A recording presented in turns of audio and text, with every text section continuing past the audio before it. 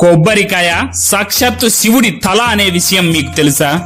ఒకసారి శివుడు రాక్షసులతో యుద్ధం చేస్తుంటే తీవ్రంగా ఆటంకాలు సంభవిస్తూ ఉంటాయి. అప్పుడు బ్రహ్మదేవుడు ఆటంకాలు తొలగాలంటే గణపతికి పూజ చేయాలని శివుడికి చెబుతాడు. శివుడు గణపతి పూజకు సిద్ధం చేస్తుండగా సాక్షాత్తు వినాయకుడే వచ్చి తన తండ్రి ఎదుట కూర్చుంటాడు. పూజ పూర్తి అయ్యాక నైవేద్యం సమర్పిస్తే గణపతి స్వీకరించడం లేదు, ఏది ఇచ్చినా తీసుకోవడం లేదు. చివరికి పార్వతీదేవి వచ్చి ఇష్టమైన పదార్థాలను పెట్టినా తిరస్కరిస్తున్నాడు.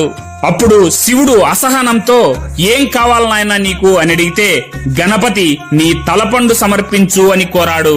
వినాయకుడు నా శిరస్సును అడుగుతున్నాడంటే ఏదో మర్మం ఉందని శివుడు గ్రహిస్తాడు. శివుడు ధ్యానంలో కూర్చొని దోసిలి పట్టేసరికి ఆయన చేతిలోకి తెల్లగా మెరుస్తూ గుండ్రంగా ఉన్న ఒక పదార్థం ప్రత్యక్షమైంది.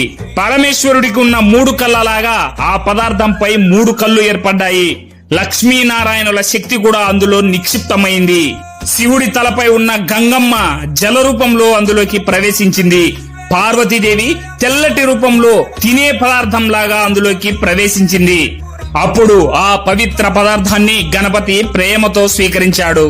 అలా అప్పటి నుంచి ఇప్పటి వరకు కొబ్బరికాయ లేకుండా చిన్న పూజ కూడా జరగడం లేదు. ఈ వీడియో నచ్చితే చిన్న లైక్ చేసి మన ఛానల్ ని సబ్స్క్రైబ్ చేసుకోండి. గణపతి భక్తులందరూ కామెంట్ లో చెప్పండి జై గణేశ అని.